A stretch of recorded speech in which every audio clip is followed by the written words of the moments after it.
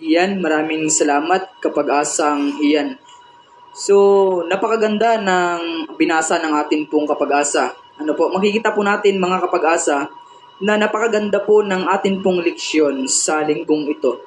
Unahin po natin dito kapag-asa, ang mga kapag-asa, papansinin po natin kapag-asang iyan ang sinabi sa verse 1 hanggang 2. Sapagkat dito sa talatang 13 ay may sinabi dito na sa paglabas niya sa templo, sinabi sa kanya ng isa sa kanyang mga alagad, "Guro, tingnan mo, pagkalalaking mga bato at pagkalalaking mga gusali." Sinabi sa kanya ni Jesus, "Nakikita mo ba ang malalaking gusaling ito? Walang matitira ditong isa mang bato sa ibabaw ng kapwa bato na hindi ibabagsak." Atin pong pansinin mga kapag-asa. Mapapansin po natin na kung saan dito sa mga gusali na ipinakita ng mga alagad na sinabi nila kay Jesus, ang sagot ni Jesus dito, walang gusaling bato dito walang matitira ditong isamang bato sa ibabaw ng kapwa bato na hindi ibabagsak. So kung papansinin po natin, sa atin pong leksyon mga kapag-asa, ay ipinapakita po dito kapag-asang iyan, yung mga huling araw. So mapapansin natin mga kapag-asa, sa talatang ito ay mayroon pong ipinapakita dito na kung saan yung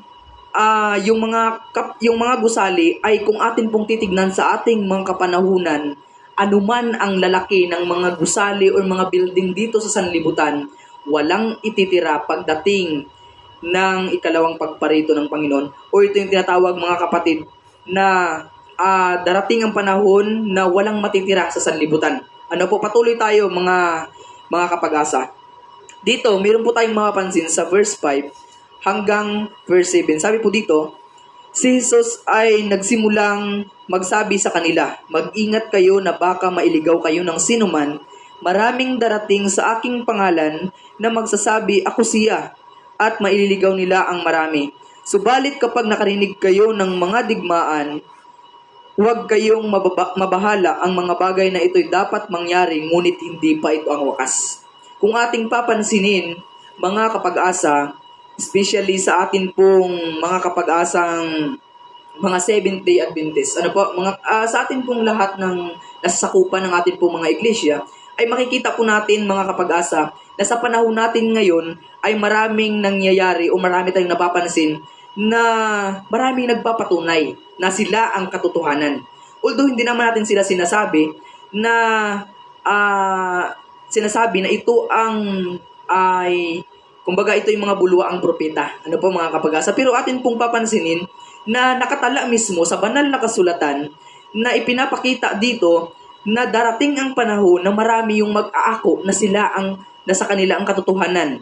Pero ang sabi dito, ito'y mangyayari, ngunit hindi pa ito ang wakas. So dito mga kapag-asa, atin pong papansinin na maraming darating.